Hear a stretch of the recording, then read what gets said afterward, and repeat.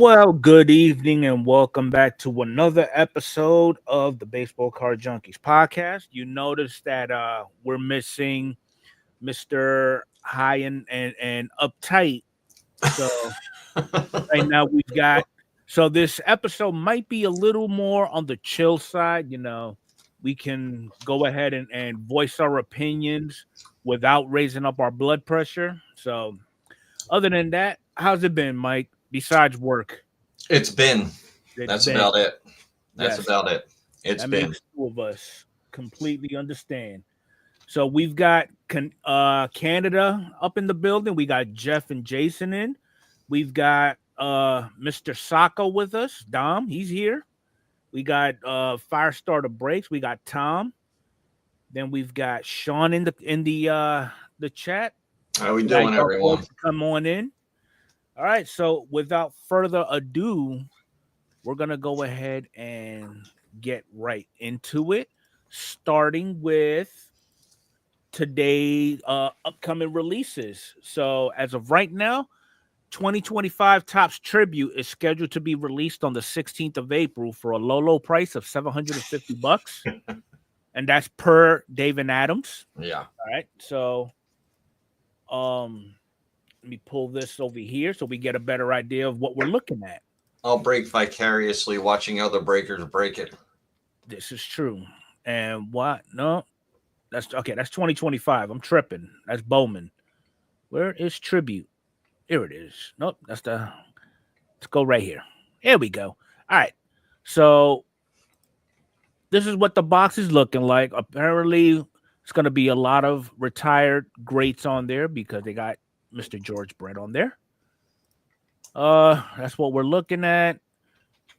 Okay, so what's approaching with an all-new set of high-end tribute designs. All right, you're gonna have a mixture of 3 autos and 3 relics per box.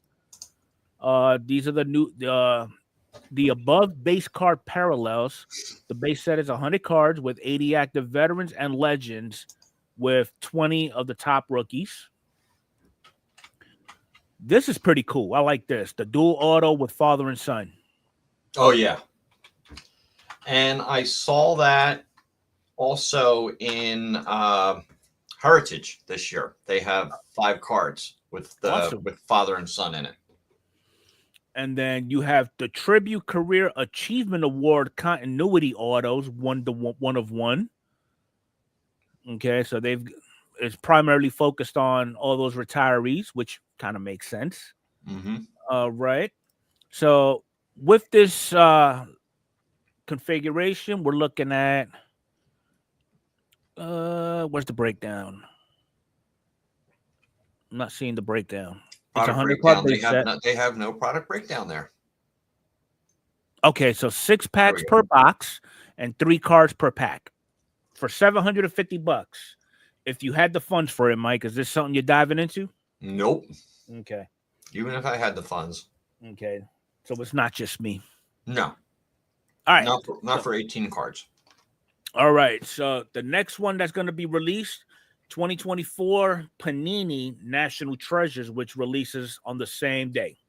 Okay. I don't have a link for it because there's no link to be found on it. Nope. But also on the 30th, for $250 on David Adams, we're looking at 2025 Topps Chrome Black. Mm-hmm. And that's a pretty decent set. I mean, it's not high end, but it's not low end either. It's a better bang for your buck than in previous years. Okay, so I like the design. The backdrop's a little more. They got Barry Bonds in this one this year. Okay, so 3 new additions to the base set parallels. So they got an orange wave, a white refractor, and then the red lava. I like how they do last year's they did the team logo in the back. This year they're doing the rookie card. Mm-hmm. It's pretty cool. I like that. And then you got the Hit the Lights and Nocturnal. Mm-hmm. Okay. And this configuration, you have 1 encased auto per box, 2 refractor parallels, And I think they increased the amount of cards in each box too, if I'm not I mistaken. think it's 13 total now. Okay, yep. 2 packs per box, 6 cards per pack. So it's a total of 13 cards per pack. For $250, Yeah. I would consider it. I wouldn't mind throwing that into a break. I mean, it's going to cost what, an extra $10 a person in a break? That would be Okay, this pretty is cool. from Firestarter. So National Treasures is asking $850. Yeah. I'm not spending $850 on something that is not even licensed. No, that's a paycheck for most people. Yeah. Not happening. All right, so 2025 Topps Heritage also releasing on the 30th, both the Mega Box at $60 and the Hobby Box at $140. Mm-hmm. So they bumped it up $20 from the Topps offering. That's what it appears. And even though I'm still, and then $30 for a blaster. Yeah, $5 more for a blaster. Wait for them to go on Target or Walmart. Yep. All but right, this is not going to be like the high number from that just came out. It's going to go back to the way Heritage was, where you're going to get the one relic or one auto in there, and maybe 1 or 2 chrome cards. Okay, so now when I look at releases like this and they give you the breakdown, they tell you what format you'll find it exclusively on. Okay. I don't really know how to feel about that, because I mean, then you're kind of forcing my hand if I wanted to go ahead and go about trying to put together a rainbow. Well, they're kind of doing that they started doing that with Flagship last year. You know, different formats, different parallels that you can get out of the blaster, out of the Mega, out of the Hobby and Jumbo. Yeah. So, yeah. Okay, so like you got the burgundy sparkle, their hangers, pink sparkle in the value, silver in the megas, aqua in fat box. Well, if you're looking to build a rainbow, look on eBay. Don't go trying to find it yourself. All right, so some of the inserts you have through the years: 76 redefined, player icons, 25th anniversary heritage, notable Americans, 76 Topps originals.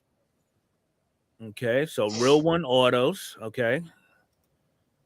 Then you got the relic, auto relics, relic cards. Okay. That's pretty cool. Yeah, not bad. 200-year anniversary of the country. Yeah. I wonder if they're going to put a bounty out on something like this. It might. If they do, they got to make sure that they actually put it on an American card. Otani don't count. Okay. So the Mega Box breakdown, we're looking at 17 packs per box with 8 cards per pack. Okay. Not bad. Whereas for $60, not bad. But I think B said it. This will sit on the shelves. It probably will, and probably this time next year you're going to find that stuff at half price. Yeah, find it on Card Giants for 80% off, and I'm fine with that. So we wait a little bit. It's not something it's not something I'm going to run out and get. You know, Flagship is something I'll go out and get. But Heritage, nah. Yeah. So with the Hobby, you're looking at 24 packs per box with 8 cards per pack. Yeah. And a guaranteed relic or auto. Yep. 3 inserts, 8 high numbered short print, 8 base dark colored borders, 8 chrome light blue sparkles, and 2 notable Americans on average. Well, all right. So that's not bad if they're going to throw in 8 chrome cards. That's not bad. Because in the past, it was, you'd be lucky to find 1, maybe 2 in a hobby box. Oh, it looks like Roki Sasaki's getting his rookie card in Heritage. Well, that's a good one. That could be a draw. Yeah. Dylan Dingler. Jackson Jobe. Dylan Cruz. Big Christmas. Okay. Not too bad. It's better than Flagship. Oh, yeah. By far. Yeah. All right, then you got Panini Flawless coming out on the 30th. Whoop-de-doo. Yeah. And then this one is more for collectors like Mr. Chuck Nasty. You got the American made. The Stars and Stripes. Yep. Yeah, I like that. I always get a box of that. So the H2 box, you're looking at $62.95. With a hobby box, you're looking at $105. Yeah. Okay, so how are we looking this year? Well, the whole thing is we don't know who these players are. This is the fun thing about it, because you'll open this up and then you may recognize one or two of the players in there, or somebody will say, okay, these are going to be the chase cards. But just open it up, set it aside, look back on it in a couple of years, and you'd be surprised how many of these players are in the major leagues. Yeah, like this kid here, I already know he's going to be chased because that's Jackson Holiday's Jackson brother. Holiday's, brother. Yeah. Bobby's in it as a kaboom. Okay, that's pretty cool. All right. So the H2 configuration, 5 cards per pack with 12 packs per box. Okay, per box you get 3 autos or relics, 18 inserts or parallels on average. Yeah, so I open up a box of that, and I got 3 autographed relics in there, numbered less than 25 or less, and some of them were selling for like $60. Okay, so it's like, we'll see what happens. Just hold on to them. All right, and then you got the hobby box where the breakdown is 1 pack per box and 8 cards per pack. Wait, what? Does that even? That don't even make sense. Is that that does not make sense. 7 autographs or memorabilia cards per box. Okay. Okay, so it's kind of like the so it's kind of like a Breaker's Delight. Yeah. Okay. Yeah. I was gonna say, wait a minute. I'd rather go with the H2 then. Yeah, that's usually what I go with. I usually go and grab an H2. All right, so it doesn't even tell you look for these kind of players. Yeah. Okay, not bad. Okay, so that's that. Now, I did send you and Arnie a link earlier in the week. I watched Panini it. Select. I watched. Was it Leighton? Yeah. Yeah, I watched it. Any thoughts on the product itself? I like Panini Select. I mean, it's a great looking product. I just wish that they still had the rights. It would be. We're talking $200 a box on there. You're getting 2 autographs out of there. All kinds of parallels and numbered cards. The cards are beautiful. Panini still does a great job with their cards. As far as I'm concerned, they're still one of the best out there. But still, the price is what, $200 a hobby? Yeah, 190. What is it? $199.95. Yeah, on David Adams. Yeah. So I mean, it's not a product I'm going to open up for myself. It could be, in a couple of years when the blasters are, go down to like $12.99 or something like that. Go back and take a look at it. But even with the blaster, I think it's only 3 packs, 4 cards per pack or something like that. So, but still, they don't have the rights, unfortunately. But you can get some good cards out of there. Okay. All right. So we've had some sad news that occurred recently. We actually lost a couple of former MLB players. The first one was Octavio Dotel, who once held the record for pitching for 13 different teams, who died in a roof collapse at a club in the Dominican Republic. Whereas it was not only him, we also had Tony Blanco, who was also a part of that too. All right, he played 56 games when the Washington Nationals first came about in 2005, including the first game in team history. He played for 9 teams plus 8 more in Japan. So he was pretty busy. All right, so in case you didn't know, now you know. Yeah, that's a shame. It really is. And MLB did put out a statement on it, wishing their condolences to the family and everything. So, same on my end. But now backyard breaks is back under the radar again. No, back on the radar. Yes. So this person here, Kel Varnson, was actually that's Jerry Seinfeld's made up name in Seinfeld. Is it? Yes. Well, he's the one that did the post though. Name. Okay. So basically, the caption is a confirmed Backyard Breaks employee spoke out about them scamming customers on whatnot.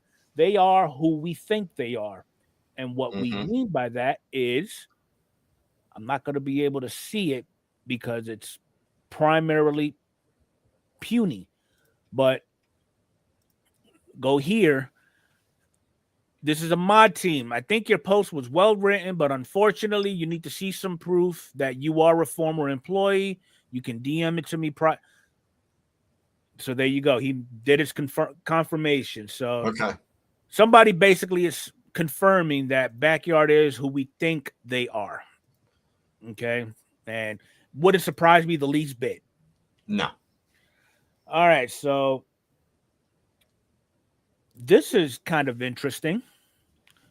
Largest contracts in MLB history.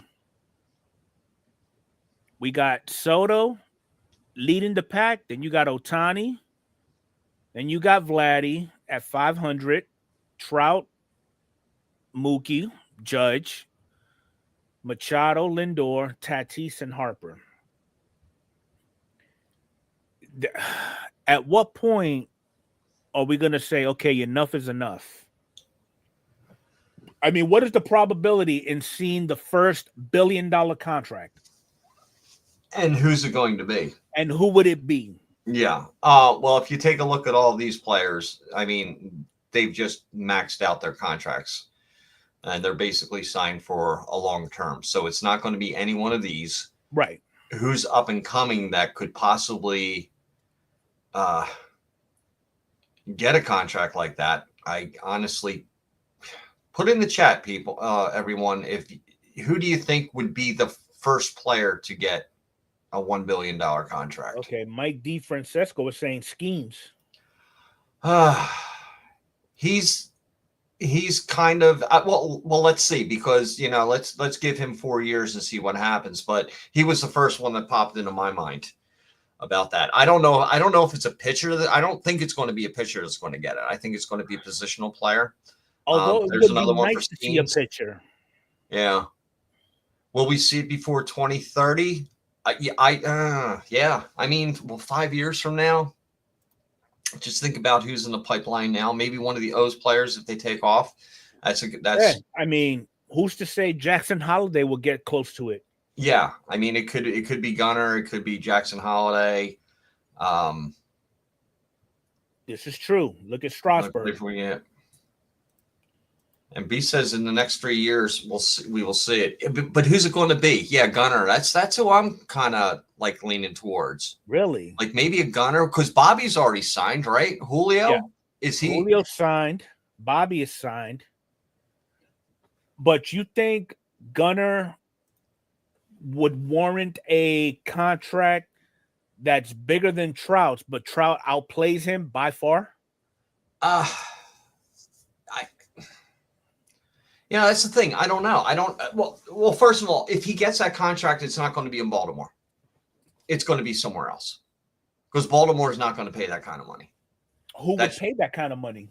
The Dodgers. The Dodgers will pay anything. Well, they will defer it. Yeah. Yeah. I mean, who are the big time, spenders? You got the Yankees, you got the Dodgers, they're number 1 and 2. And then, somebody just to, make a run at something or lock in a player for the rest of his life could do it. I don't see, in 5 years, this Phillies team is going to be broken up. They're not going to be around. So Philly might make a run at a player like that. Who knows? They were the one that gave Harper, $330 million. And that was 5-6 years ago. or 7 years ago, and Sure, everybody's like, yeah. "Oh my God, that's crazy," you know, that's crazy money at that time. And now in just that 6-7 years, it has doubled. Now it's 700 million. Okay, so I'm seeing some names up here. Red Sox Like, possibly. okay, so Acuna will be a free agent in 2029. So I mean, because right now he's locked in 8 years at 100 million. Who's that? Acuna. Acuna. Yeah. And he's And, averaging 12 and a half a year. yeah, Ray K said, could the Yankees buy Bobby Witt? Well, I think Bobby's in a long-term contract too. I think he signed with the Royals for quite a while. I think he is too. Yeah, I think he's got like an 8-year deal. And it's a pretty 11 years. It's 11 years. $288 million. Yeah, and they got him on such a sweet deal. That's a ridiculously low deal for somebody like that. Where do they come up with these numbers? His signing bonus is $7,777,777. Come on, it's a tribute to the Mick. 7 million ways. Now he does have the opt-out option in 31. Okay. All the way to 34. Then the club has an option beginning 35, but he won't be up for free agency until 38. Yep. Chuck says he'll go with Acuna. He could be the first one then. Yeah. Well, let's see how he holds up. You know, I mean, he's already torn two he's already ACLs. tore up both knees. I mean, yeah. What else is there left to break? Yeah, I mean, he's pretty much surgically repaired, you know, from the thighs on down. Yeah. Ellie. Oh, there's a good one. Ellie. Yeah, because Cincinnati will not hold on. They will not pay him. Ellie's a possibility. Ellie's got a lot on his shoulders. Everybody's predicting him like MVP of the National League and all this other stuff. And it's like he's got the potential. No, he has the potential, but if he's reading this stuff, it's putting way too much pressure on him. He does. I mean, like right now, he's only on a 1-year contract for just under $750,000. Yeah. Yeah, that's chump change.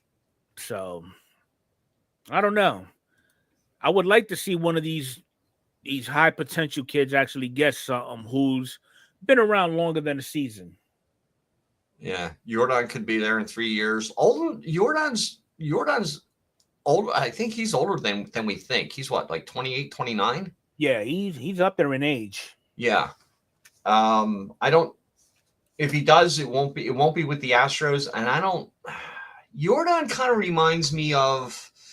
Jordan is 27 right now. Oh, 27. Okay, so he's not as old as. And right now he's locked in for 6 years. He's locked in for 6. But I see Jordan Alvarez as one of those journeyman players where he's just going to be, you know, like a trade deadline grab for some team at some point in his career. Okay. You know, that need that extra boost at DH or, you know, a little bit of extra power in their lineup. Yeah. I mean, because if you look at it, yeah, he's only 6 years, 115 million, just over 19 million a year. Yeah. With a $5 million sign-on bonus. So James Wood possibly. Yeah, I mean, we really I don't see James Wood. I don't see him. It's a possibility. You never know. Because we could say the same thing about O'Neal Cruz then. Well, yeah. I look at those two as two peas in the same pod. But that's just me. Maybe that $30 million or that $1 billion player has not come along yet. This is true. That's also an option. He may not have come along yet. I mean, I guess that kind of scenario is a two-parter. Yeah. One, who is going to be the top contender for that $1 billion contract for one? Number two, who's going to write that check? Yeah. Because whoever writes that check, they're going to get roasted for at least a month on MLB Network. Yeah. So, I mean, it's like it takes two to tango with that particular scenario. Okay, and then Beast is saying Barry Bonds going to make a comeback for the billion. I would not doubt it. Okay, but anyway, in different news, World Baseball Classic 2026. Go ahead and meet your manager. He's going to be leading Team USA in 2026. And today, Aaron Judge has been named the captain for Team USA also. So that should be pretty exciting. I think that's the best part of baseball that I look forward to also. Mm-hmm. Where you got not only baseball, but you got your baseball players from respective teams going at it with each other. All right, so we all know and we all gave our opinions on Vladdy's damn 14-year, $500 million contract, right? So they threw perks on top of it. They gave him a $325 million signing bonus that's going to be spread out in 14 years. Now, I'm going to ask again, is he worth that 14-year contract with all the perks that he's getting? I know Canada is going to say one thing, but let's put the bias aside and really evaluate his performance. Mm-hmm. You know, I mean, I'm not going to take anything away from Vladdy. Okay, he's got enough talent to play in the big leagues. Got that. He's made an impact on the team when the team needed him the most. He made his name known when he participated in the home run derbies. You know, he's got some. Basically, he's his dad 2.0. Mm-hmm. Obviously, he carried the name Junior. But do we really think somebody who he's a primary first baseman? As a first baseman, the demand is really not there as far as the workload. You know, all the big names are either in the outfield, the hot corner, or shortstop.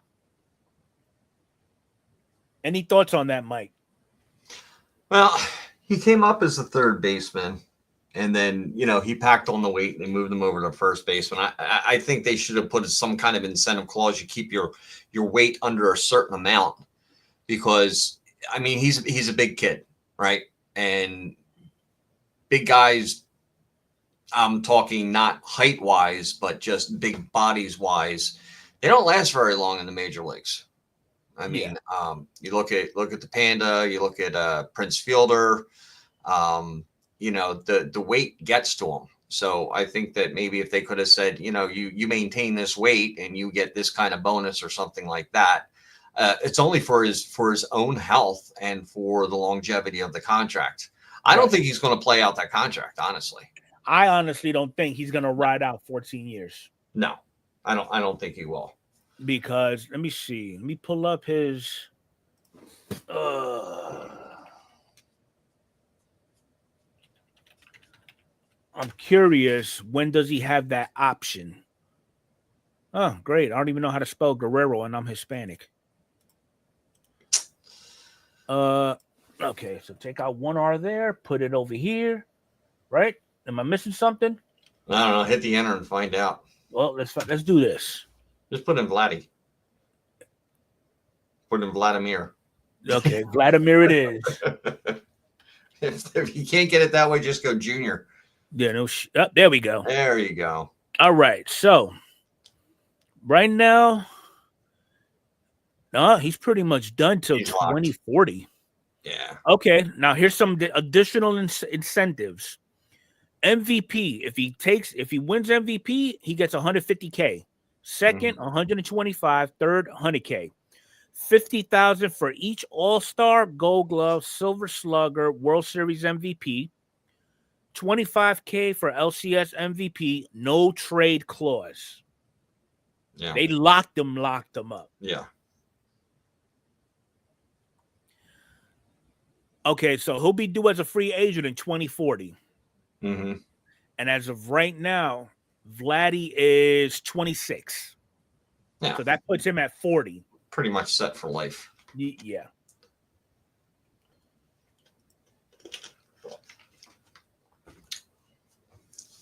Okay.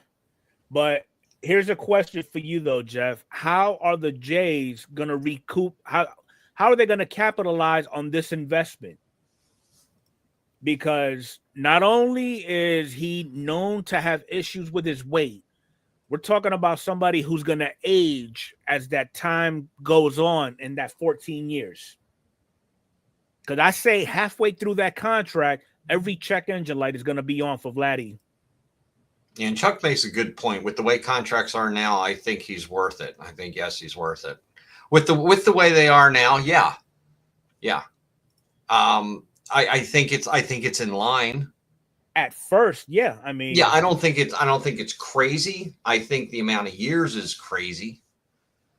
Soto can opt out in 29, but the Mets can avoid that if they add $4 million to the contract for the last 10 years. $4 million is going to be nothing then. That ain't gonna be shit. Yeah. By then, we're probably working on the $1.5 billion contract. Yeah, we'll be at that $1 billion mark. I mean, who knows? I mean, if Soto opts out, he will be the first $1 billion ball player. Yeah, definitely. But I don't know. I'm hoping for the best for Vladdy as of right now. Again, I don't have nothing against him. This was a bad ROI. I think it's just the length of the contract. It's just a little bit too crazy. I think the lengths of a lot of contracts are just kind of nuts. I don't see anything more than 7 years. And 7 years is, in my opinion, is kind of pushing it on a player. I would not doubt that at all, there, Beast. Oh, definitely. Yeah. Scott's going to get in there and make his money. Yeah. All right. So the next portion of the show is, and I brought this up to Mike earlier. How many people, for those of you who live in urban areas, if you will, okay, I'm trying my best not to discriminate because I'm a product of that type of environment anyway. How many people have you known who would get cable or get the electricity on in their house, but use their kid's name or the dog's name or anything like that? And I only bring that up because we have this gentleman who's done so. Okay. Now, Braden Sagat found this on eBay somewhere. Okay. And basically, this is a DM on eBay. So this is the parent who's actually speaking. We think. We allegedly. So, hi, Braden DeSega _0. Would you be willing to lower the price on the Slavkovsky hockey card, for my assumption, to $20? Now it's listed at $115. Huh? It's listed at $115. Yeah, it's listed at $115. Yeah. But then, would you be willing to lower the price on the Slavkovsky to $20? My kid is sick and has really been wanting this. It would mean a lot right now. Oh, but by the way, can you also make shipping free? My kid would really love it because he just got robbed. Also, would you consider an offer? If yes, let me know if I can offer. Thanks. Yeah. So how do we feel about that one?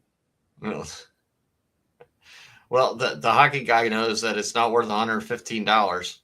Was it graded? Was that card graded? They do have an image of it above that. I didn't really take a look at all I saw. Was no, it's not. It's not. It's raw. It's a raw card. Is it auto numbered? It is autographed. Okay, it's autographed. All right. Yeah, that's ballsy. Yep.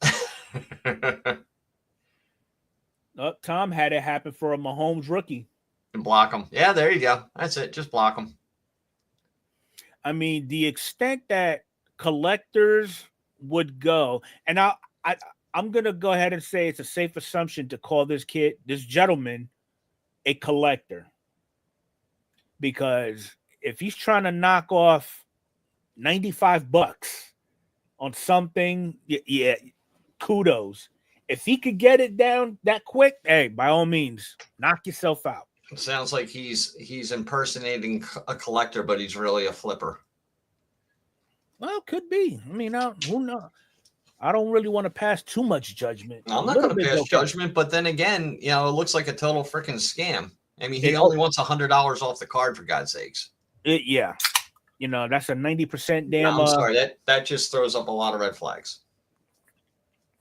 Hey, Maddie.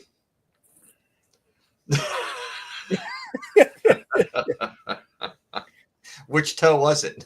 Yeah, it depends on which toe you stubbed. With Oh, free of course, shipping, yep, of course, to free shipping, Canada. of course. Yeah, there you go. Thank you, Dom. Dom said it. Yeah. All right, so something positive in the hobby. We got this young man who actually made his MLB debut on the date of his wife's birthday.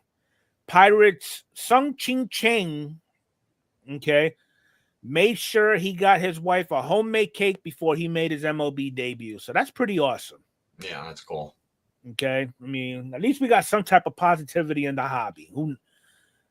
We don't got nobody using their kids' aliases to ruin credit scores and yeah. So, all right. So everybody remembers that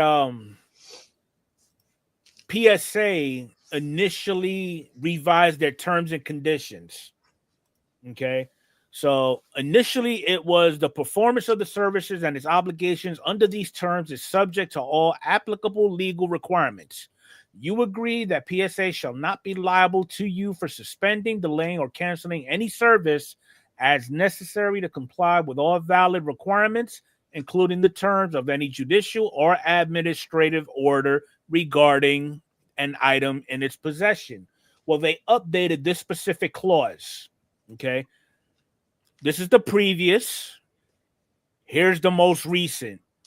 They had a whole bunch of words to it. Yes, they did. They threw in they specified dual service, authentic, altered. So, I mean, anything to prevent them from having to be thrown under the bus. Yeah, they're looking at every possible scenario. Yes. That could and possibly happen put, when you submit a card to PSA, basically saying, hey, guess what? It's not our fault. Yep.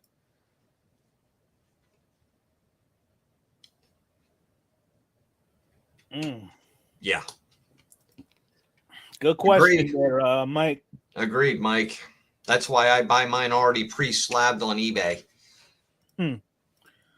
I can't say nothing because I still get card slabbed. All right, so this one was kind of funny. I actually chuckled on this one. So yeah, where is Arnie for that question? He would go off. Arnie's probably on his third dream. All right, so according to MLB, you've got two universities that's got an extended number of games in the losing streak. So you got Lehman University. They're at 42 games losing, whereas Yeshiva is at 99 games losing streak.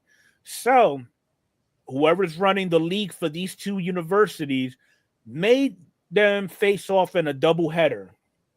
Okay. Both of them won a game apiece. So they both broke that streak. So that's pretty cool if you ask me. So it clearly looks like Lehman took it 7-6 in game one, whereas Yeshiva took game two 9-5. Their blurring abilities suck. So that's pretty cool there. Oh man, it just gets better and better. Yes, it does. Yes, it does. Okay, so I'm sure we've all seen this particular card at some point or another, but apparently this one is special. So an unseen Babe Ruth rookie card has been discovered after only 109 years. Okay, but I guess this one's exclusive because it has the bakery exclusive in the back. And there was one selling recently for over $800,000. Wow. So the Morehouse back is extremely rare, and there are only 3 known copies of the Babe Ruth. A 3.5 recently sold for $813,000. This copy, likely a PSA 1, is still in the 300-400K range. What's particularly cool about this one is that the other 2 known copies have the back canceled stamp from when somebody mailed this in as a redemption. Oh, wow. I would imagine the clean back copy is particularly desirable. That makes sense. I would say so. Look I mean, how it's a cool lean card. Babe Ruth looks back then. Jeez. Yeah. It looks like his leg's going the wrong way. That, and he looks like the opposite of what Vladdy is growing up to be. Well, Babe started out thin, but we saw what happened with him. Yeah. So that's a pretty cool picture. It is, though. I like that. Yep. All right. Good stuff. This is for all you collectors that discreetly collect them. The jig is up. The jig is up.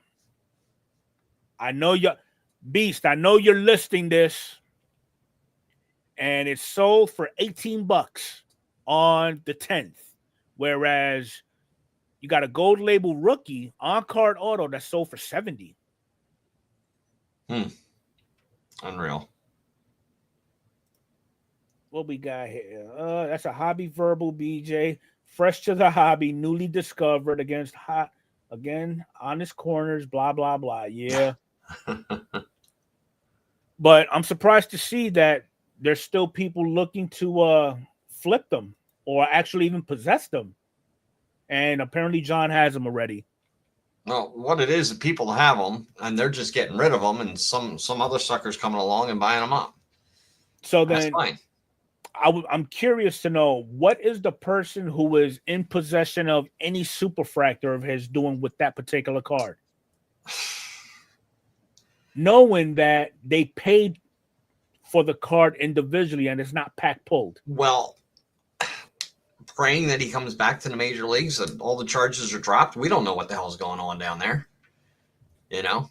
Mm-hmm. That's all they can be doing. That and crying. Exactly, Jeff. Well, the way I see it, if they allow Franco to come back, I don't see why they don't have Trevor Bauer coming back. Yeah. Yeah. And Trevor Bauer was nothing compared to what Franco allegedly did. Yeah, they may be out there, Beast. Yeah. Collecting players with a criminal record. Yeah. Okay. I would not put that past anybody. All right, so here we go. This one, I specifically found this one for Jeff because I know he's into 87 cards. All right, so here's the top 10 most valuable 87 Donruss baseball cards to date. All right. At number, wait, let me see if I can do this.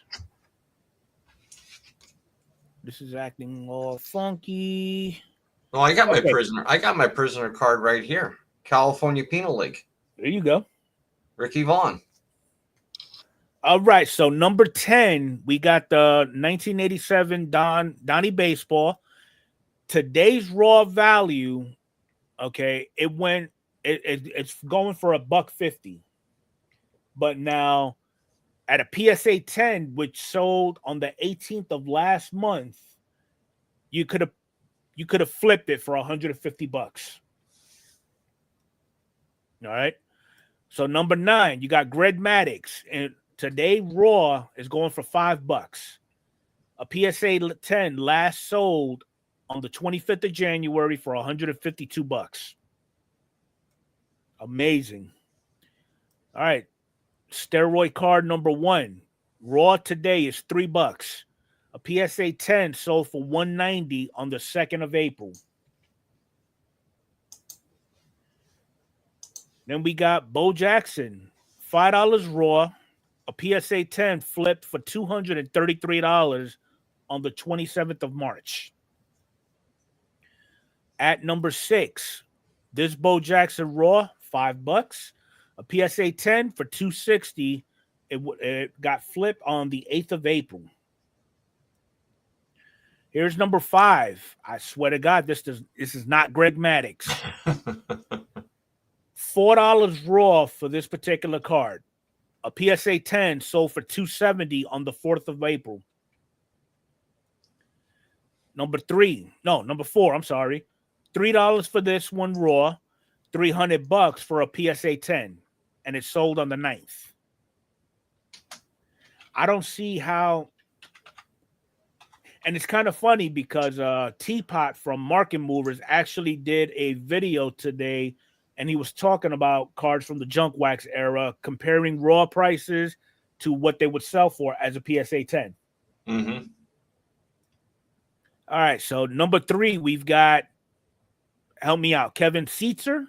Seitzer. Okay. Raw for $1, a PSA 10 last sold 2 years ago for $300. At number 2, another Bo Jackson, $5 raw, $850 for a PSA 10, which sold on the 3rd of March. And then the number 1 card is an era card. So this happens to be Barry Bonds' evil twin brother, Johnny Ray.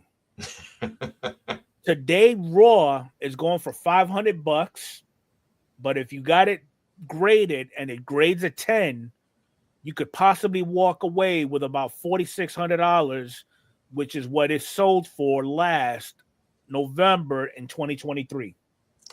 So, do you think it would be worth it to pick up a box of 87 Donruss wax box? I'm just looking on eBay, anywhere between $50 and $70. Pulling one of those cards, getting it graded, and basically paying for your box and then some. Yeah. Is it worth it? And it's definitely worth it, but the odds are not entirely in your favor. No, not to pull a PSA 10 and not even to pull one of those cards. Okay, I mean, because it's it could be in pristine condition. It could be sharp corners, smooth surface on both sides. It's just they were not very proficient in cutting cards, especially in this era. Yep. Yeah, 99% not going to happen. I agree with you, Jeff. I mean, I'm not saying they don't exist, because there are those diamonds in the rough, and that's just what it is. I guarantee. I would say it's a safe assumption. If I was to buy 10 boxes of Donruss 87, I could probably count on one hand how many completely centered cards, not specifying who I would be able to pull, are going to be in there. Exactly.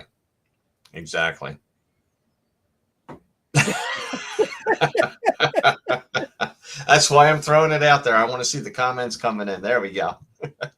Yeah. But I mean, if you do happen to have, Jeff, I know you've got all sorts of 87s roaming around in that basement of yours. Yeah. It may not hurt to put the kids to work and have them see about trying to pull out a few. Just throwing that out there. I think it would be fun just to do a live stream or something like that. Open up a box and see what we got. Yeah. For $60, what the heck? This would be true. And we're talking base cards. We're not talking anything special. Right, because in 87, nobody really cared about there was no inserts were really that made. Yeah. Okay, so there goes my brother again, showing off them baby chest hairs, looking like Fabio from back in the day. You know what? Whatever, dude. You're going to stop roasting me on my damn channel. Anyway. Yeah, Mark, I think it would still be a fun rip. Absolutely. It definitely would be. Yeah. Okay, so we've all have gotten into a break at some point in time, and it goes without saying, when a particular monster is pulled, you expect that card to be protected to some degree, at the very least. Okay, depending on the size of the monster. Let's just say any superfractor. It could be a no-name superfractor. Yeah.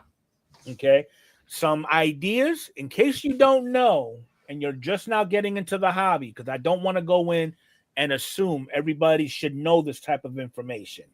But if you pull something of great value, especially a superfractor of a no-name, just the fact that there's only one card out there, at the very least, I'm expecting a penny sleeve and a top loader. Okay. It's a bonus if I get it in the one touch. So just keep that in mind. Now, the reason why I'm bringing that up is because apparently we've got people who don't know that. All right, so this gentleman, he wrote, no penny sleeve on what happened to the auto. The account who listed this on eBay only has 2 feedback as well. So the person who pulled this is trying to flip it. Okay. And let me get this off. Who's trying to flip it, but it's only in a top loader.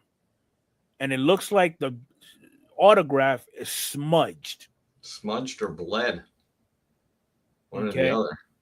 Now, I'm going to pick on Sean since he's easy. If you was to get into a break with a random person because they offered a great deal on the Astros, okay, and let's just say a superfractor of a top prospect of the Astros were actually pulled, and he actually threw your super in just a top loader. At that point in time, will you state your concerns, or would you get with him offline and bring it up?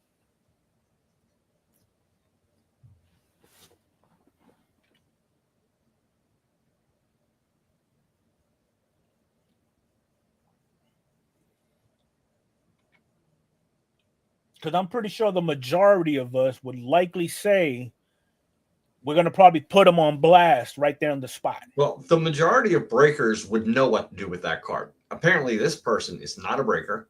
Right. I mean, he may have just pack pulled it, doesn't know what to do with cards. Honestly, now, he's selling it. He has 2 feedbacks on eBay. The smudge on that autograph, and even if you were to get it graded, even if it came back a PSA 10, what's the autograph going to come back? You know, where do I go to? Okay, search by seller, and there it is. Oh wow, it's actually on there. It's got. He don't even have it in a top loader.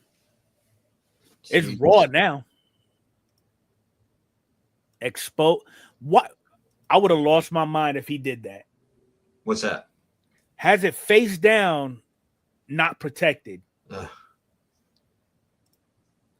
I mean, what the? I guess he's trying to show the edges. There's a way of doing it, though. Yeah, and he doesn't know what he's doing, obviously. Oh my! He has to be a kid because I'm convinced he's a young man or a young lady because he's probably in school. Got a spiral bound notebook. Yep. What the hell? It hurts my eyes just looking at it. It's so sad. It is. And I will say that it's not even centered top to bottom. But yeah, top to bottom is way off on, but they don't really 75 25 on the back as much. Yeah. Oh, look, it's in a penny sleeve now. And it's upside down. Now it's right up. But yeah, this has to be explained. Yeah, exactly. Now, let me. Looks like he took rubbing alcohol to it and started to wipe off the autograph. Has he actually wrote something in the description? Okay, he used AI for it. Yeah.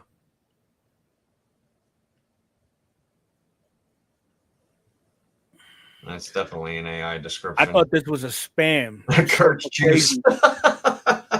What happened? He tried to clean the card with Kurt's. And it took the autograph off.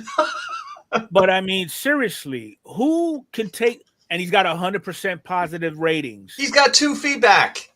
Okay, this seller successfully completed an order twice. Congratulations. You're a big boy. That's what his feedback is based on. Oh, that's horrible. That is, oh, man. I wouldn't even treat a Hans Kraus card like that, for God's sake. Yeah, this. If you don't know what you're doing on handling cardboard, okay, so he got 100% rating just for adding these 2 on his channel. Where the hell is he getting this stuff? And right now he's got 5 bids at 800. What? Buy it now for 10 grand. Who is it? Kevin Durant and Luca. I wouldn't even. I know Where who is he? KD is. Where is he getting these cards? Where is he getting these superfractors from? He's not No pack idea. He's not pack pulling them. Oh no, ain't no way.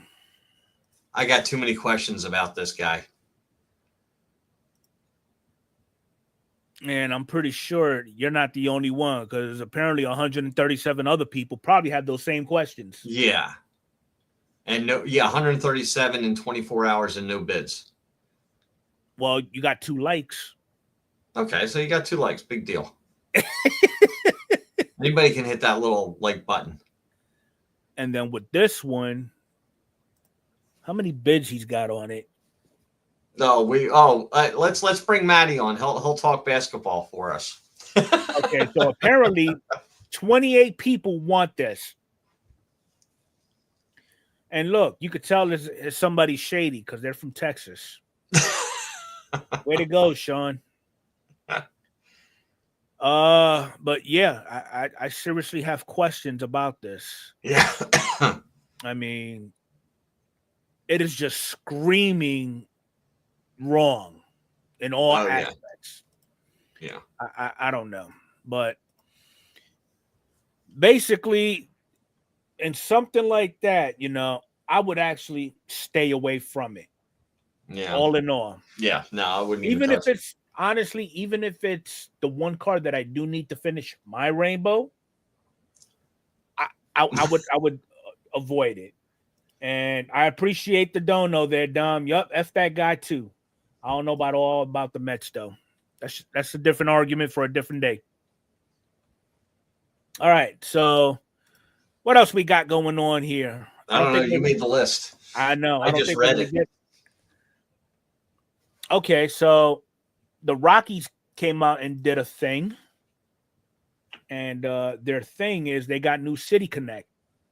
How we feel about the new City Connect? Don't get it. I like the old ones. At this point, F Timmy and his feelings. Okay. I always get worried with only 2 reviews and both system generated about completing an order. Yeah.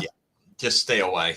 Just stay away. Now, would this be something anybody in the chat would like to see on a patch card? I agree with you, Larkin. Yeah.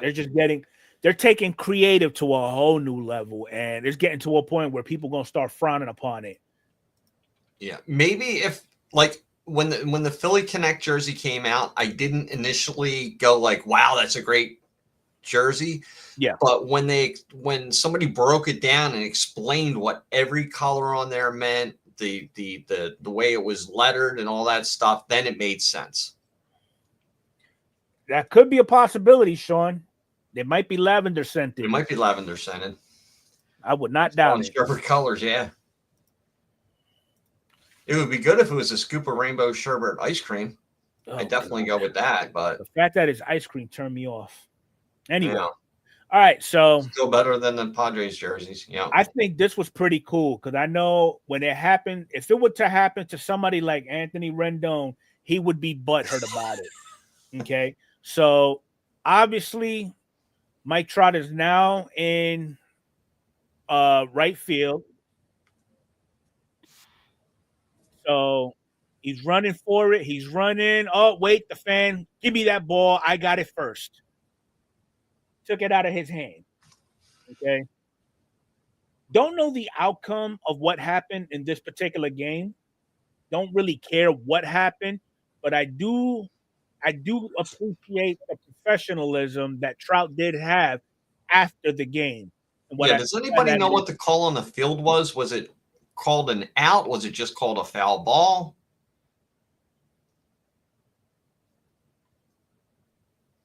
Yeah, if you know the outcome of this game, go ahead and drop that in the chat so we know. Yeah. It was called a foul ball. Okay. But either way, so Trout got with the dad, and the dad got his kid, and he's apologizing, which I think is the right thing to do. Because what if it was a World Series game? Exactly. So I mean, shame on dad for not being an ideal fan and setting the wrong example for little Timmy. Yeah, but Damn, I tried to go a segment without mentioning him. In the heat of the moment, in the heat of the game, even Mike Trout's going to make that kind of reaction. Everybody would. Anybody would. But at least he got the time after the game, If that were Mookie basically Betts, talk about it. If that was Mookie Betts, the fan would have been banned for life. I don't know. Did not impact the game. Don't think the fan was right to do, but nice to see what Trout did at the end. Yeah, definitely. I respect the professionalism again, which is why initially I mentioned, had that been Anthony Rendon, we would have been looking at this from a different set of eyes. We would probably see it on Fox News or one of those major medias. Player gets arrested for knocking out a fan. Details at 11. So that's what I'm saying. Hey, Sean, if you still here, this segment is just for you. Hey, Adam. All right. So I tell when I do up these notes for the podcast, I always come up with captions for both Arnie and Mike to read, and I got to get better at sending them a little more earlier rather than 15 minutes prior, so that they can actually get what I'm talking about. But here you see at the time, this is not current, because if it was current, he looks great for 78 years old. Yeah. I thought this just happened this week. I was like, there's no way I am 3 years younger than Nolan Ryan. No way in hell. But at the time, this is when Nolan threw out the first pitch at 85 miles an hour at 63. The fact of the matter is, I don't care how old you are or how fast you think you can still throw the damn ball. That still don't explain you have 0 count in your Cy Young category. Yeah. Okay. Got to do better. I don't think Jamie Moyer ever hit 85 in his career. If Ryan can come back, maybe he'll be the first $1 billion pitcher. There you go. We'll see. I don't know, but would be fun to see. All right. So this topic here, this is pretty cool. So Topps found this story, and basically this gentleman here, baseball cards, whatever, he wrote that his dad pulled this card as a 16-year-old kid back in 76, and it's remained in the family for 50 years, even though he passed away from cancer in October. So they sent it into PSA to preserve it forever, and it actually came back authentic with an auto grade of 10. Yeah. That is pretty cool. That is. That's a beautiful card. That's a card you don't see too much of that. No, you really don't. Card. No, you don't see a lot of cards from that year. Yeah. That's awesome. Okay, so that's all that. Now we're going to get into the good stuff. So everybody has their own method and madness as to either flipping cards for the sake of flipping to make money, or flipping cards to, trim the fat off their overly saturated PC, whatever the case may be. Okay. What I put together is basically kind of like a strategy, and I did a little research as to like some of these sites that people often buy off of, pros and cons of it, things to look out for, things that would probably help you make a better informed decision about selling cards, whether it's singles, whether it's in lots, which route would be the best way to go. All right. So basically, the sites that I'm using is basically ComC, eBay, My Slabs, Whatnot, and Facebook groups. And yes, Sean, we know you're a hoarder. Yeah. Joel will never get rid of any of his cards ever. So ultimately, the goal is to maximize profit for some, efficiency and visibility while minimizing fees and time waste. I mean, that's with anybody trying to sell cards for whatever reason. Get the most and have the least amount taken from you as a service fee. Who is this for? Seller of raw cards, graded cards, either modern or vintage. Arnie, if only somebody was awake. If he was awake, we wouldn't hear the end of it for him. Yeah. All right. So the first one we're going to go over is basically eBay. Obviously, we all know they're the largest buyer pool. They have the highest potential exposure. They are known for the latest and greatest on what's out there, all the inserts, all the gems, all the low pops. They have the auctions or bins, buy it now flexibility to a certain degree because it all depends on the seller. Mm-hmm. They do have built-in protections and shipping integrations, and they also have if you're looking to sell raw cards, they do have that grading option as well. All right, so here's the cons of using eBay as a seller. They're taking anywhere from 13 to 14.5% in value fees. Okay, so it would kind of be pointless if you're going to sell a lot of Julio Rodriguez base rookie cards at $1 a piece and you're selling 20 of them. It's time intensive just listing. Mm-hmm. You have the risk of those that are making the bids. They win the bid, but then they don't pay. Or you have that person that returns it because apparently he couldn't flip it. So he's going to go ahead and send it back to you because of its inability to be flipped. And I think we saw that last week. And then a search algorithm favors the volume of sellers. I would say eBay definitely favors the buyer than it does the seller. You really think so? I think it does. Well, it depends on what you're selling.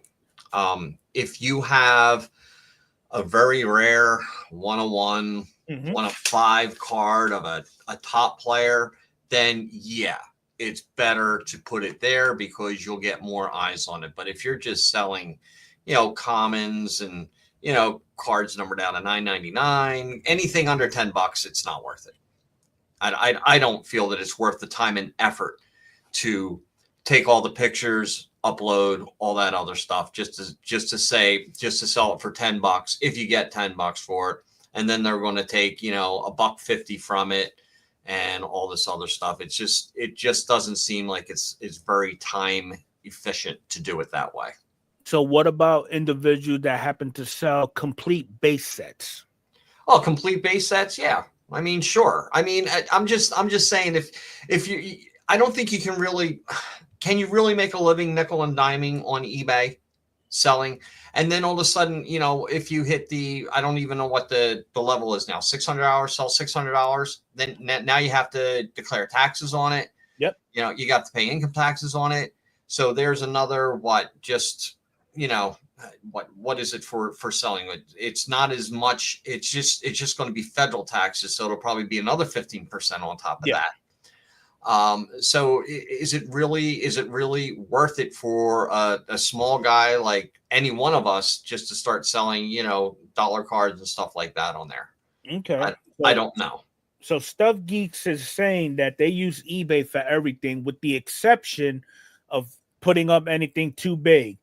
Okay. So where do you go to sell those items that are deemed high value?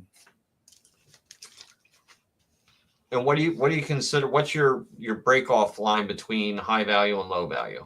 Yeah.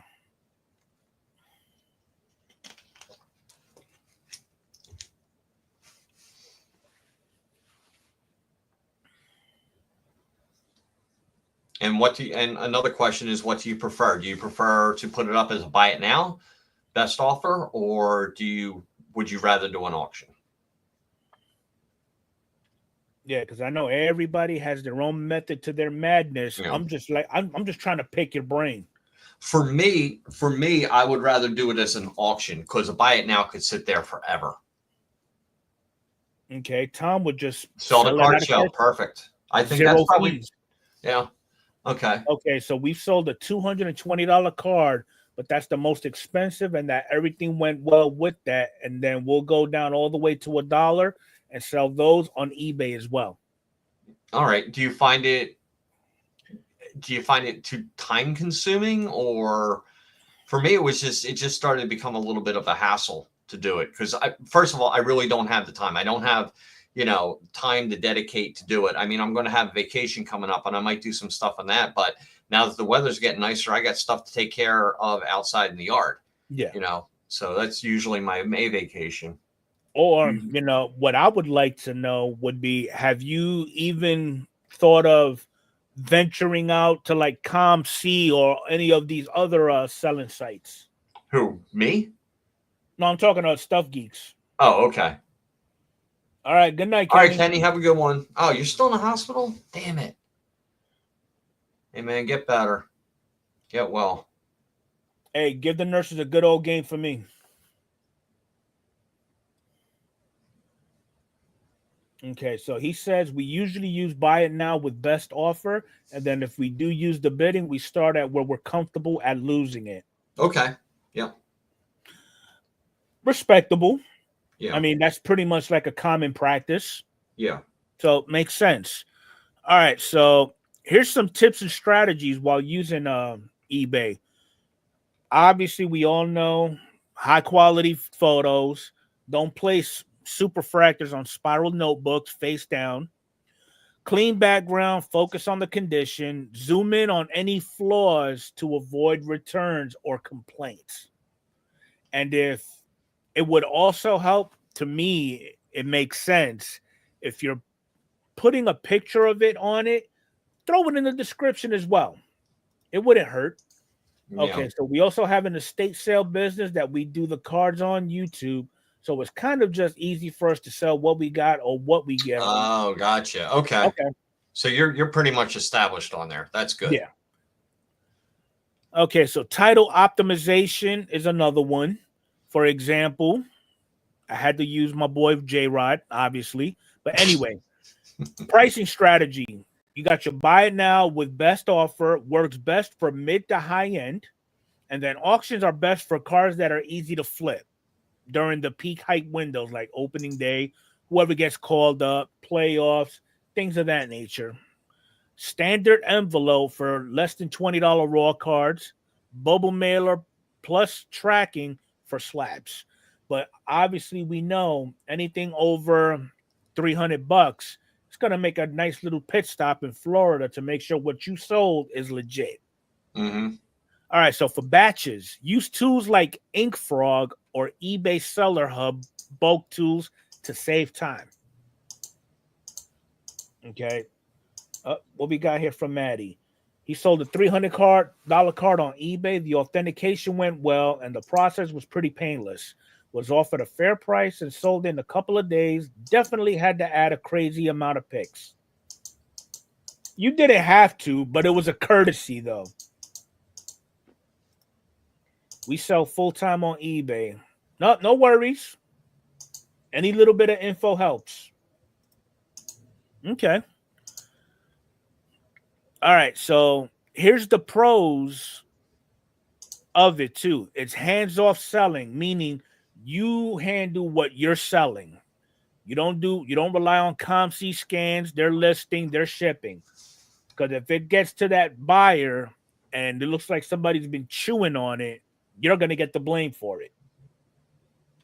It's good for mid to low end and bulk raw. Easy cross-listed to eBay/Amazon. Okay. And then international buyer exposure. Another one, long processing time, weeks to months, depending on what you're buying, where you're buying from, and where's it being shipped to. You got the high fees of processing, storage, and the cash out. Lack of price negotiation in real time. Will we agree that that's a pain in the ass for most? Mm-hmm. But other than that, it's still, eBay is still reliable. That's the go-to for everything. But, I don't know. It doesn't hurt to try other avenues of approach. All right, so the next one's going to be ComC. So basically, you've got card types that do well. You got your stars, your parallels, your number, your rookies, and any, not unusual inserts. Think $2 to $50 in range, especially raw. All right, your strategy is going to be undercut the floor by 5 to 10% for a turnover. Mm-hmm. Then you adjust the prices seasonally based off whatever part is going in, whether it's preseason, postseason, any call-ups, whatever the case may be. Cash out versus store credit. If you use store credit to buy underpriced cards on ComC and flip them again, or you can do PayPal or check payout, the fees will hit. So ultimately, ComC's got it set up to where if you don't continue using their business, you're gonna get hit with some form of fee. And that tends to be the norm. A lot of people, if they have the ability, they'll sell it to their LCS. Yeah. All right. So for port sales, bundle cards to move inventory quickly, set up a port and promote it on forums. All right. Nothing really too big on ComC. I do know that Run Good Life was an employee of ComC, and he's got a couple of very lengthy videos on how to be a seller on ComC. That's something that interests you. I'm not promoting him. He didn't ask me to, but he would be a good reference. Well, that video would be if you're looking to get into selling on ComC. All right. I've never used this company at all, but I figured I did a little research on it, and it seemed pretty good to bring it to the rest. So basically, all they deal with is graded cards, hence the name My Slabs. All right. They only charge a 1% seller fee, much more for profit. Mm-hmm. Okay. They focus the buyer audience on slabs, waxed, and sealed. No auctions, solely buy it now. Authenticity, condition, and legitimacy are strictly enforced. Well, I would hope they are. All right. The cons of it are approval-only seller system. They don't attract much traffic like eBay does, and it's only slabs or sealed products, nothing raw. Okay, so some tips and strategies: stick to the big name grading companies. Don't come out there with Americana company graded cards. They're gonna look at you like you crazy. Avoid less recognized grading companies. They do not move well. Price competitively using 130-point Terra Peak and Card Ladder to track comp trends. I would if you did go this route, I would recommend Card Ladder. You would be amazed at the information that you can pull. It will have a little bit of leverage on Instagram or Facebook to drive the traffic because they do work hand in hand. You can build a reputation. Fast shipping and communication will earn return buyers even off platform. And the last one, really, well, I got two more after this. Facebook groups at a marketplace. You rarely find any fees unless you do find a seller where they offer to accept a certain amount of price. And I think it's like if you want to do friends and family, you got to pay the 3% or something like that, Mm-hmm. Where they're trying not to pay for anything. They want you to pay for everything on top of the shipping. All right. So with Facebook groups and all that, you got no fees, direct access, instant negotiation. Is great for lops, PC dumps, quick flips. Bad thing is no built-in protection unless PayPal goods and services. And then you got those shady buyers. Well, I'm actually in the process of doing something with buying some cards. He had a lot of 35 cards from the Phillies from the 50s and 60s, and he was selling them for $30. And I said, okay, never purchased from Facebook Marketplace, and we've had this conversation going back and forth. I said, okay, I'm new to this.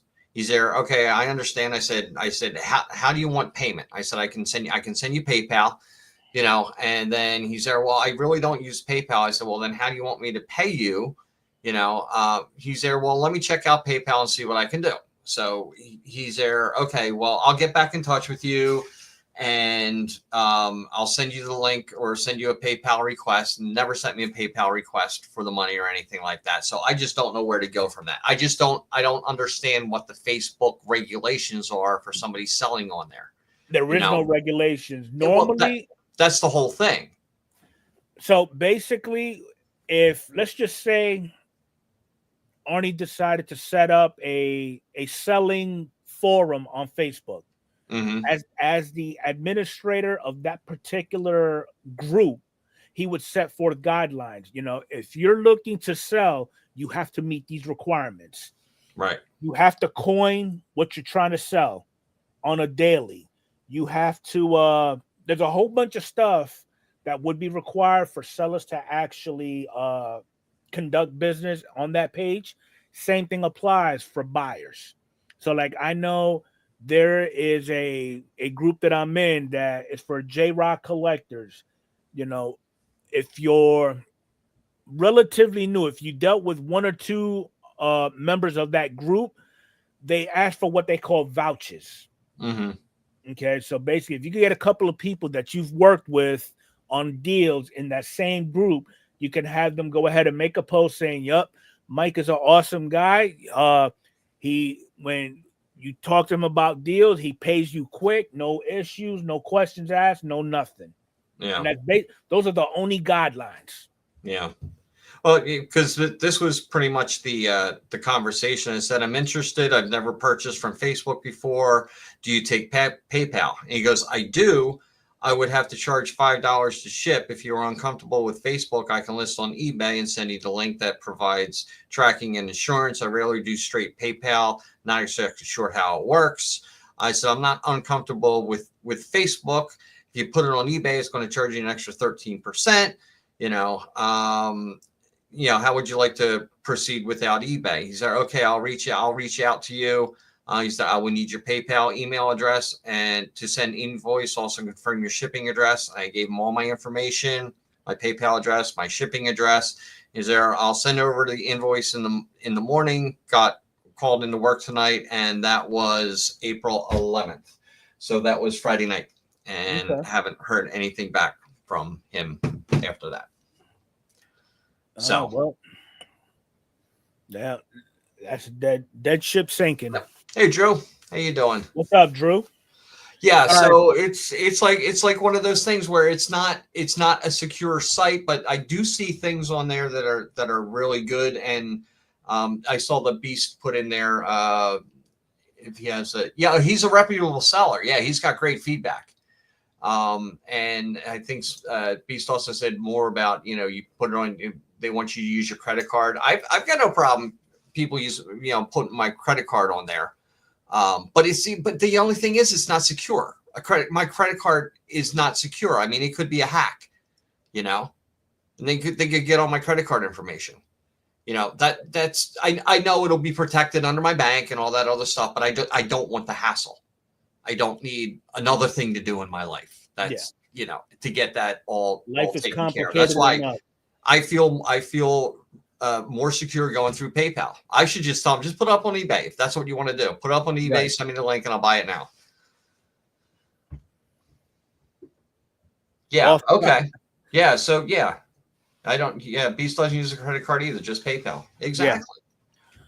So some of the strategies that are recommended for Facebook buying or selling use trusted buy sell trade groups. For example, as you see, baseball cards, BST, slabs only, modern rookies.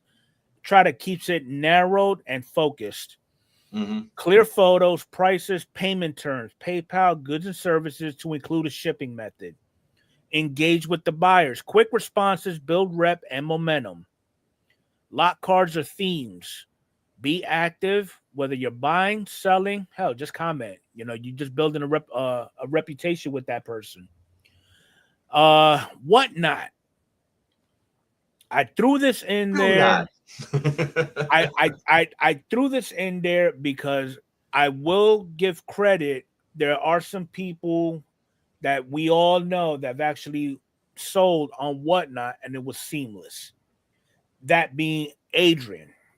Okay, she would go on the I forgot the damn name of the brand she was using. Silco.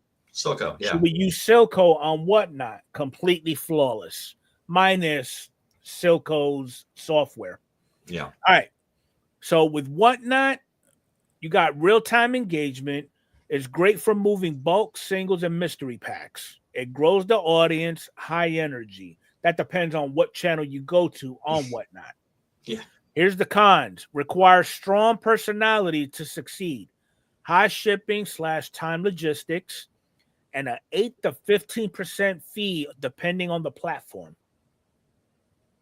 Nope, you can have that. All right, so for live selling tips, you got to be prepared. You got to have your cards pre-sleeved, pre-sorted, and priced. Okay, don't be looking up comps at the last minute. You got to be energetic and consistent. So if you see Maddie as a seller on Whatnot, you see what he does, do the opposite. You build a weekly schedule and post teasers before the streams. That may work. I mean, it all depends. Was that in a lot group or marketplace, Mike? That was on Marketplace. All right. Then we're talking about starting with giveaways. Brings in viewers, then upsell. Use tiered offerings. So you got raw bins, $5 slabs, mystery packs. However you want to build your sale. Like, I don't know, Mike, if you've ever been on a, probably not, because it's late and it's Saturday. So that kind of strikes you out twice. Oh, yeah. But Pet's Card Collection, he does periodic card sales on his channel, and he has them all tiered out, kind of like what you do. You know, this is my dollar stack. This is my $5 stack. Mm-hmm. Then he'll have slabs as his background, which are also up for sale. The prices aren't listed, but if, like, let's say I went in there and I saw a slab that I was interested in, I would comment on it. He'll pull it out, turn it around, let me know what it is. Yeah. All right. So what do we have here?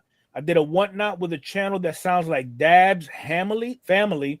It was expensive, and I felt like I got robbed. Oh, you must be talking about Jabs. Dabs, that was Stony.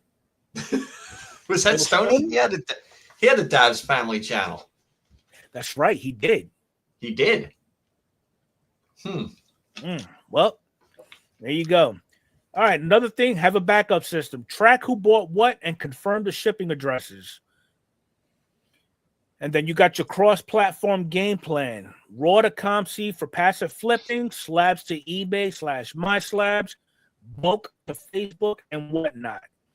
Some resources that you can use to help you price out cards, work those negotiations, and basically how to go about setting up your sale as far as listings, descriptions, tracking mechanisms, anything that you could possibly think of to help you produce a seamless sale. And it would be an easy an experience for the buyer without any issues trying to buy something. All right. Avoid burnout. Okay, batch your tasks. Don't try to do everything all in one sitting. You know, Mondays are going to be photo shoots. Tuesday, we're going to price everything out. Wednesday and Thursday, we'll go ahead and start typing everything into the bay or whatever we're using. Outsource when possible. You know, ComC or get some hired help for scanning and inventory. That's why you got kids. Use them. And basically, here's my final thought. You want to treat every card like a business if you're into that. You want to track your cost basis, know your buyers, choose what platform best serves you and what you're trying to do. If you're trying to flip for profit, you need to ask those questions. Will Facebook help me maximize on my ROI, or should I go this route, or should I go that route? it all depends on what you're trying to do within the hobby and what's the outcome you're looking to seek. Did I miss anything that you could think of, Mike? Because I know you dealt I think you got it. Selling probably once or twice. Okay. Have you sold much on eBay? No. Well, actually, I sold one card. Okay. And that was during the pandemic, and it was a Jason Dominguez Bowman First Auto for $2,600. Oh, there you go. Yeah. Well, that was the time to sell that card. Since I've never used eBay as a selling tool back then, I didn't think I had to wait for eBay to take their fees out, so I just took everything out, all $2,600, and they canceled my account. So I made another one. Yeah. Well, now they kind of hold the money for like 21 days unless you're an established seller. And what do you have open here? Oh, okay. I was just going to show. This is how I list my cards. I sold this one. This was the one that Adrian pulled for me. Okay. I sold it for 76, and this is how I go and I list my cards. Let me see. Let me go to, where is it? I got to go to my eBay store. There we go. So these are the shots of the cards. I do the front, do the back, do all the corners, front corners, back corners. You know, show everything that is there. Like, see, that's got like a little bit of a smudge, like up in that spot. But other than that, and just do my listing and show it off that way. And that's how I take photos of my cards. Any card that I would say is that I'm selling for $10 or more. That's the way I do it. We lost Enfuego. Oh, he's down the bottom. There he is. You fall asleep? Did I bore you to death? It can be really easy if you know how to do it. No, I was trying to see what the hell is the holdup. Trying to see the what? Yeah, I mean, well, that goes with everything that you do. It's like editing a video. Right. You know, at first it's frightening, but once you try it out for the first time, and you start building that comfortability, you're going to be like, oh, okay, next time, let me see what happens if I do this, that, or the other. Or because when I was doing it, when I was first starting to do it, I was taking a picture of each corner on the front, each corner on the back. You're sending your first commission to PSA. Right. Yeah. And then I was like, well, why don't I just take one picture and just zoom in on it, on the front, and zoom in on each corner on the back. They get to see the sides and all that other stuff. And if there's like, it's got a number on it, if it's a 1 of 50, you just zoom in on that and show that. Yeah, that makes sense.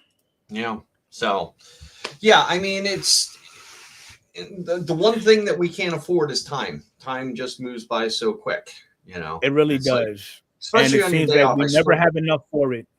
Well, I swear to God that when you're at home, every second is like running 2 seconds fast. It's I wish the time at work would go as fast as the time when you're off. Yeah, but definitely. Never works that way. But I don't know. But that's pretty much everything that we have segment related for the podcast. But now I did receive a package from there we go. Firestarter, and he clearly wrote, "Do not open till next podcast, please." So today's the next podcast, so I'm gonna open it up and put you up on full. Put you up on full. I don't want to be on full. We got to show what's in there. You're a little pixelated on my end. Maybe it's me.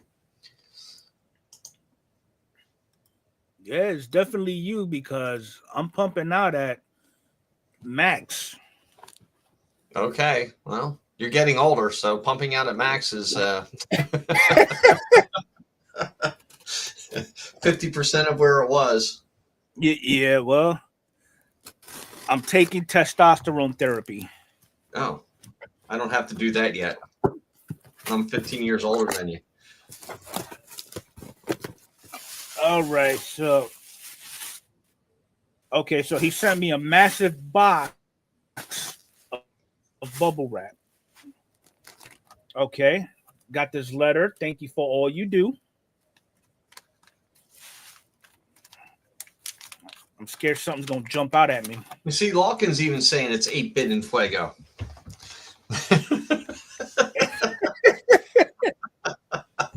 All right, hold on. I'm gonna remove myself and jump right back in. See if that'll help. It's like Enfuego headroom. Max.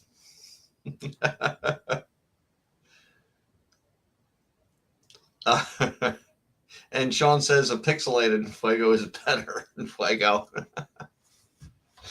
Oh, let's hope he jumps back in.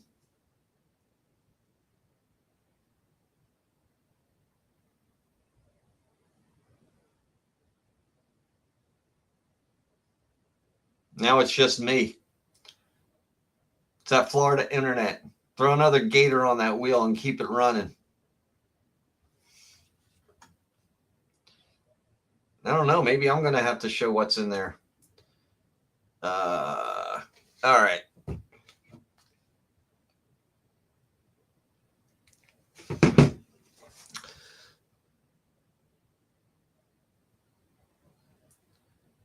Build the ripcord. Is internet called an STD? Yeah, it's a possibility.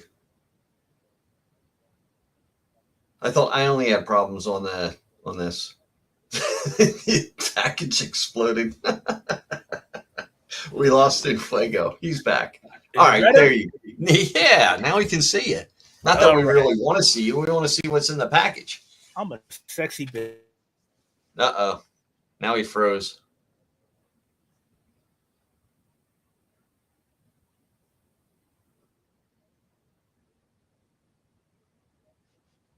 Now he completely froze. Test for echo. That's what we're doing for with Enfuego. We're testing for that echo. All right, so let's see what we got.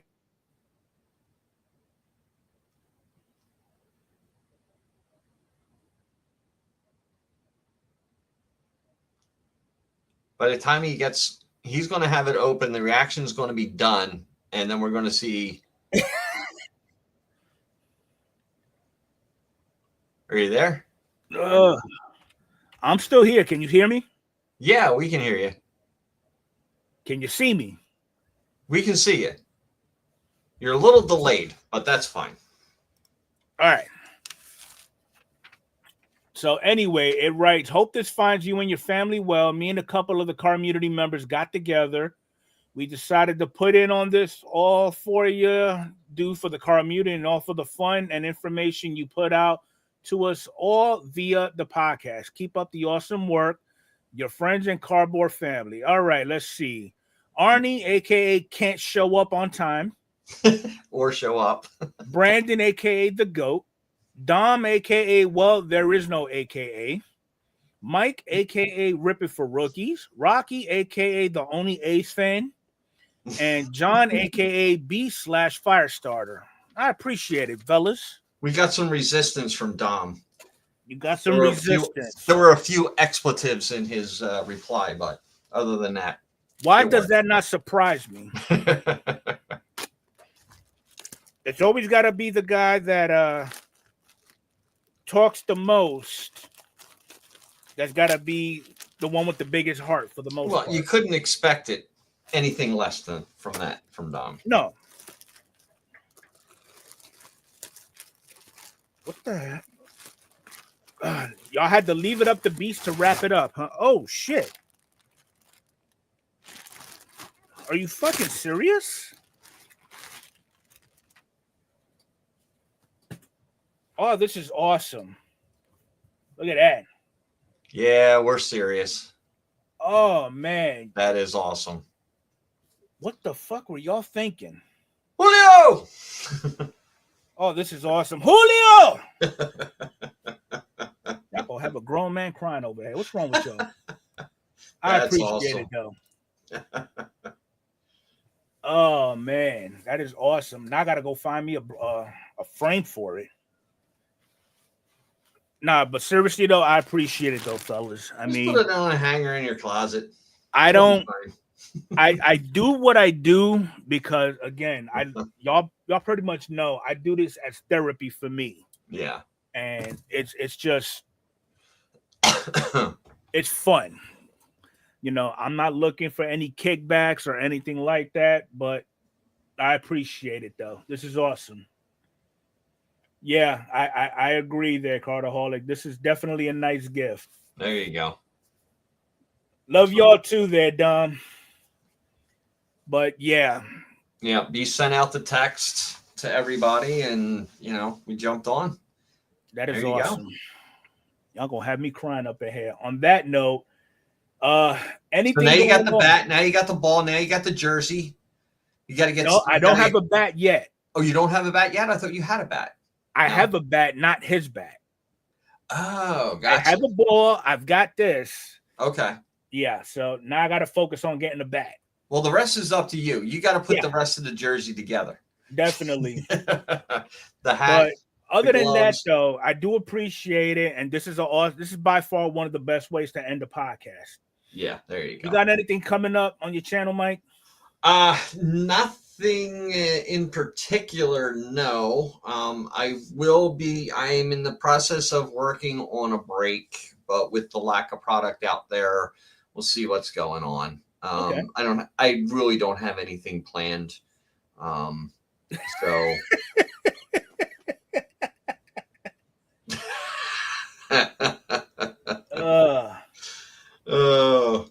no, it wouldn't have cost us as much, Dom. I could get my own hookers over here, Dom.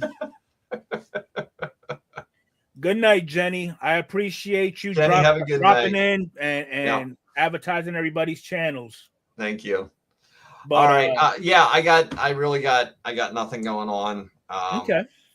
I don't know. I'm just kind of like collecting my PC right now.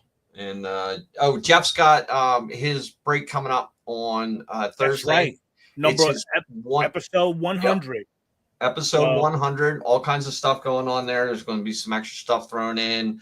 I said I was going to get something together for him, which I'm still in the process of getting together. I'm looking around the room and seeing what I can put in there as a special prize. Yeah. Maybe a Hans Kraus autograph or something I can part with. Or if you do that, you got to burn the corners. Oh, definitely burn the corners. Yeah, no doubt about it. No doubt about it. But let's get over to Jeff's on Thursday night. It's his 100 break with the boys, and it's a pretty big milestone. It's well over 2 years of doing this. So definitely. Yeah. Yep. As for me, I'm gonna be working on a video showing what I'm gonna be sending off the PSA, and that's pretty much it. Now, Arnie's not here to speak up for himself, so I'll do it for him. Usually around 8 o'clock Eastern Standard Time on Fridays, he's got his online LCS going on. If he's awake. Make sure y'all go over there, check that out. I've got both Mike's channel and Arnie's channel scrolling at the bottom. If you're new here, make sure y'all check them out. Show them the same love that you show me. But other than that, again, I appreciate the gesture, fellas. I appreciate everybody for hanging on to the podcast, and I hope everybody has a good week. And we'll catch y'all around. Sounds great. Good night, everybody. All right, everybody. Have a great night.